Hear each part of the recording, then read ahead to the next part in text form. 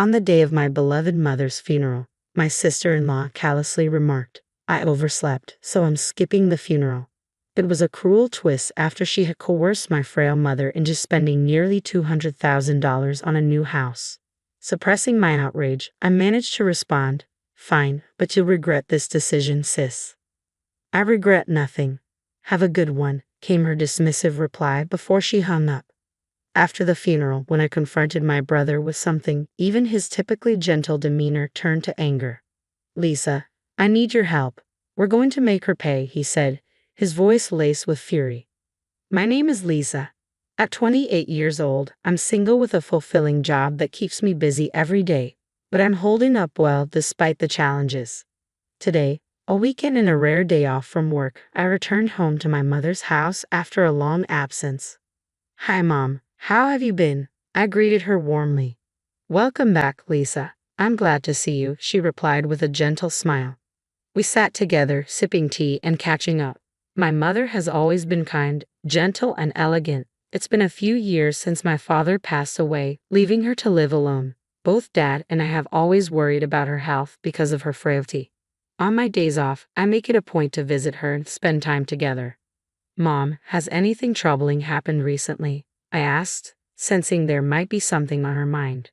"Well, there's something," she began, her expression growing serious.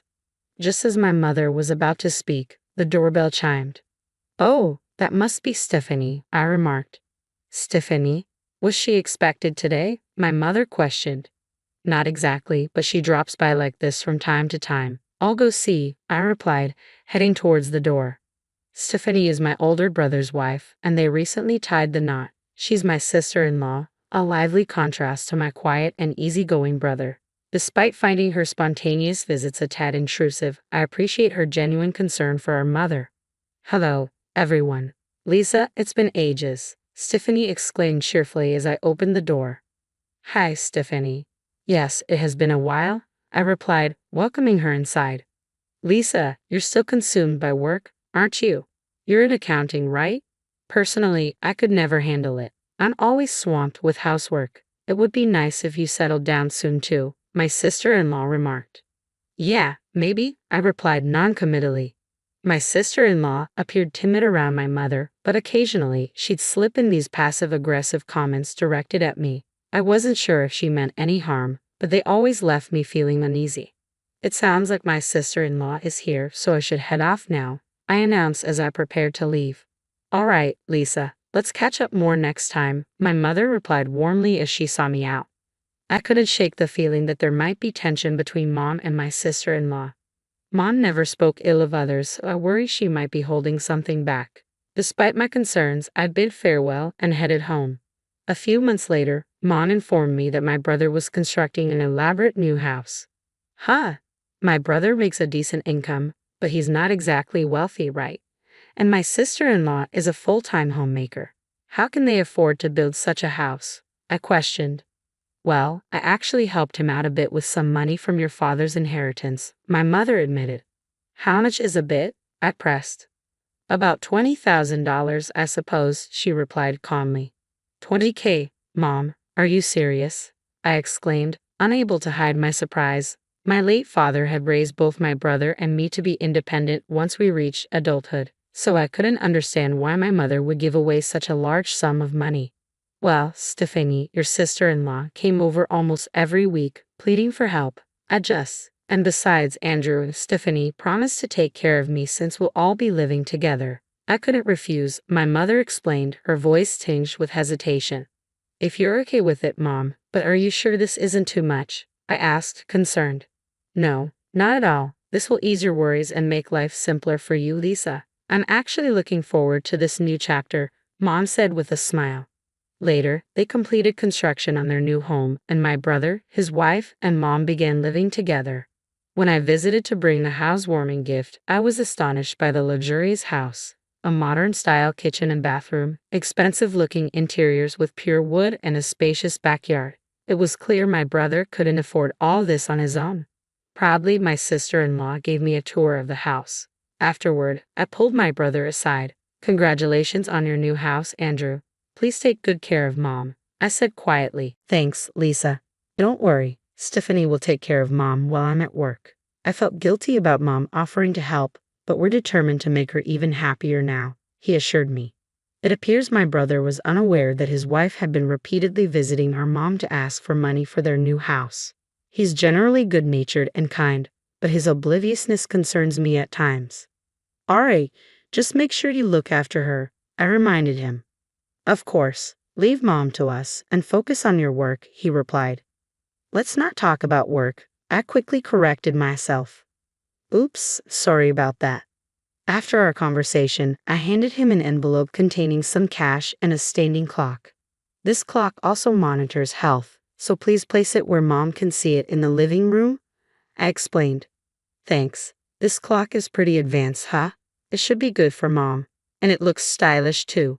Let's place it here, my brother agreed, setting the clock on a shelf in the living room. I should head home now. Take care, I said, preparing to leave. My sister-in-law was occupied with a phone call in another room as I departed the grand house, with my mother and brother seeing me off. 6 months passed peacefully, during which my concerns about Mom lessened as she seemed to be settling in well with my brother and his wife. I focused on my work, assuming these days would continue indefinitely, until the unexpected news of Mom's passing reached me. When my brother returned home from work, he discovered that our mother had passed away alone in her room.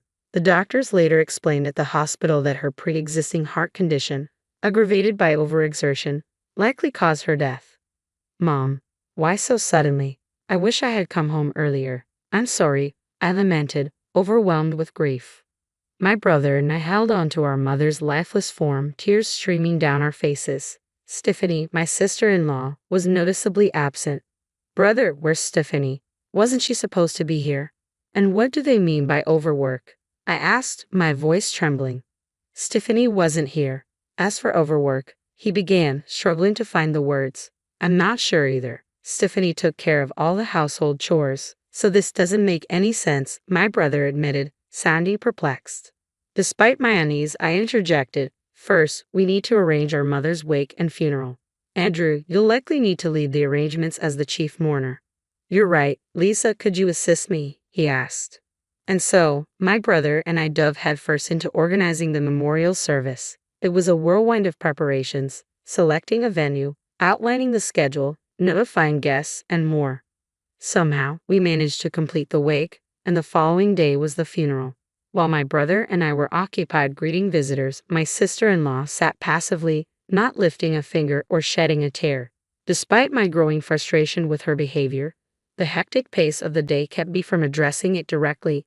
Andrew, tomorrow is the funeral, and as the chief mourner, you're going to be quite busy.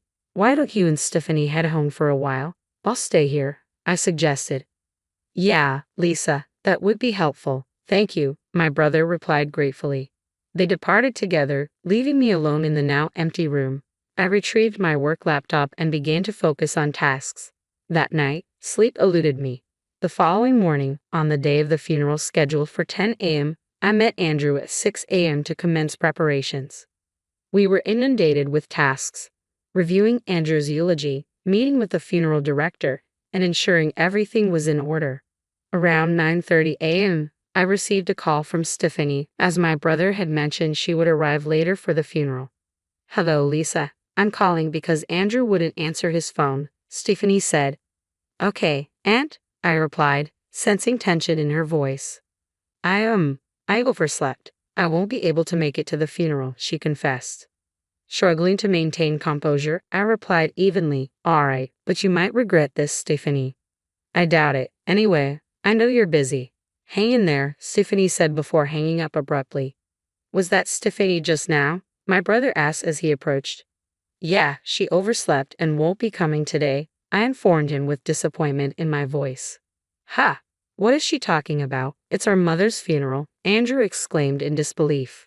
Let's focus on the funeral for now, Andrew. I have something important to show you afterward, I said firmly. We somehow made it through the funeral together, paying our final respects to our mother. Stephanie was conspicuously absent, leaving us both puzzled and frustrated. Lisa, what did you want to show me? Andrew asked as we found a moment alone. Come, take a look at this, I replied, opening my laptop. Confused, Andrew leaned in to see the screen, which displayed the living room of his house. I explained, "This is the clock I gave you as a gift. It has a camera installed, designed for monitoring elderly relatives or pets. I gave it because I was worried about Mom, but since she seemed fine, I never checked it until yesterday. I reviewed the footage from the past week. Here it is," I said quietly, opening several videos on my laptop. My brother watched them intently, his expression tense. The footage revealed our mother being harshly treated by my sister-in-law. "I'm taking care of you, so at least do your chores properly." Stephanie's voice came through the video as she assigned all household tasks to our mother, from cooking and laundry to cleaning. The scenes showed our frail mother being pushed to exhaustion. While she toiled, Stephanie would often dress up and leave the house. In moments captured on video, our mother could be seen clutching her chest in discomfort, reaching for her phone hesitantly but ultimately deciding against making a call. Mom couldn't bring herself to tell us about how Stephanie treated her. "She always wanted us to be happy, you know, Mom." I had no clue. Please forgive me. Both my brother and I were in tears, overwhelmed by the memories of our mother. "Lisa, can we watch the footage from the day Mom passed away?" my brother asked, his voice heavy with emotion. "I haven't viewed it myself, but Mom passed away in her room, so I'm not sure if there's any footage of her," I explained, setting the recording to the date of our mother's passing. As we watched, after completing her morning routine, our mother was seen clutching her chest as she made her way to her room. They said she passed away around 2 p.m. The living room remained empty for a while, but as we fast-forwarded the recording, Andrew spoke up. "Hey, look at this. Stop and turn up the volume," Andrew exclaimed urgently. Around noon, my sister-in-law appeared on the camera feed. As we increased the volume, her voice became clear. "Hey, mother-in-law, mother-in-law." Stephanie called out towards my mother's room. When there was no response, she appeared to assume that our mother wasn't home. She then sat down on the sofa and made a phone call. "Hello? Thanks for being there earlier.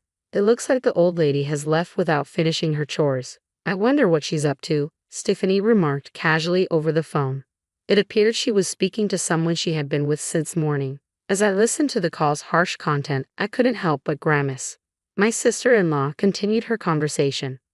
"What if she's dead? That would be something. Then again, I could skip the funeral and maybe go on a trip with Daniel. Opportunities like these don't come around often," she remarked, shocking both my brother and me. The person on the other end of the line was evidently my sister-in-law's lover. Wouldn't it be great if that really happened? I could fabricate a story about domestic abuse from my husband, secure a hefty divorce settlement, and buy this house. Then Daniel and I could live here together. "So where would you like to go on our trip?" "That's enough," Andrew interrupted sharply. I paused the video, my heart pounding. My usually gentle brother's face hardened, his voice thick with anger. "Lisa, I need your help. We're going to confront her," he declared firmly. I nodded in agreement and immediately made a phone call.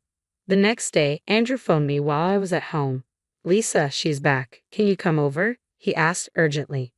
"I'm on my way," I replied, hurrying to my brother's house without delay. "Well, hello, Lisa.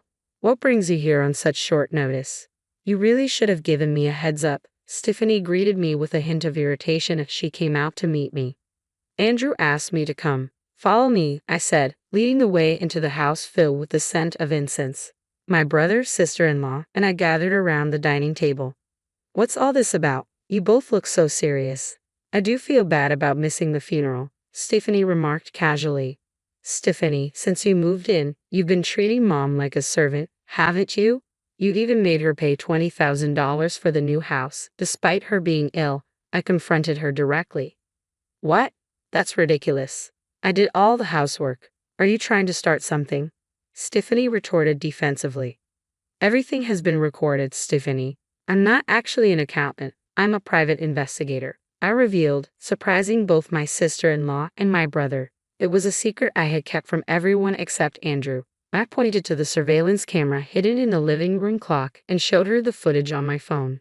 The video clearly showed our mother doing household chores under Stephanie's orders. "What? This is a violation of my privacy. How could you do this?" "Delete it immediately," Stephanie protested angrily. "I installed it as the homeowner. I have every right to do so. It's not a violation of privacy," Andrew responded calmly but firmly. "What's going on here?" And why are you suddenly talking about being a private investigator? Stephanie's voice trembled, a realization dawning on her. Andrew silently dialed his phone. Soon, the audio of Stephanie's earlier phone call began to play. I might just skip the funeral and go on a trip with Daniel, and maybe fabricate some story about domestic abuse for my husband to get a big divorce settlement, the recording revealed. Stephanie's face turned pale as the truth sank in. No, this isn't what it looks like. Please let me explain, she pleaded desperately. What's the difference? Explain yourself, Andrew demanded, his tone cutting through the tension in the room. My sister-in-law stammered, trying to concoct excuses. He's just a friend. We were joking. There's no cheating going on here, right? Where's the evidence? But there is, I stated calmly, laying out several photos on the table. Each one depicted Stephanie and another man, leaving a resort together, being intimate in their car, and entering a hotel upon their return, undeniable proof of infidelity. What? How did you get these? Stephanie gasped, her face draining of color. You discussed it over the phone, remember? You planned your trip and how you'd spend the night together. I had someone from our company take these photos, I explained firmly.